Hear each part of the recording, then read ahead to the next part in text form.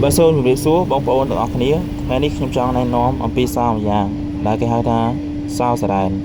ដែលមានសភាពតាន់ធន់នឹងទឹកជាពិសេសវាមានសារ៉ែនពេលដែលប៉ះវាហើយសោនេះធ្វើអំពីអាលុយមីញ៉ូមហើយរបៀបប្រើយើងអាចប្រើបានពីរប្រភេទប្រើជាលក្ខណៈ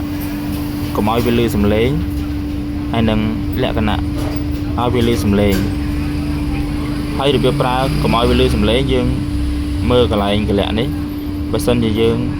ចាក់ចំកលៈហ្នឹងវាអត់លឺទេបាទហើយបើចង់ឲ្យលឺយើងគ្រាន់តែប្រែមកខាងទៀតមកវានឹងលឺហើយ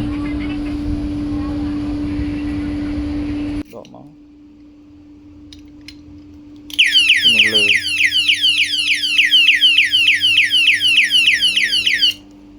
អូខេបាទបើសិនជាបងប្អូនចាប់អារម្មណ៍អាចឆាតចូល page ឬក៏តាក់ទងតាមលេខទូរស័ព្ទខាងលើ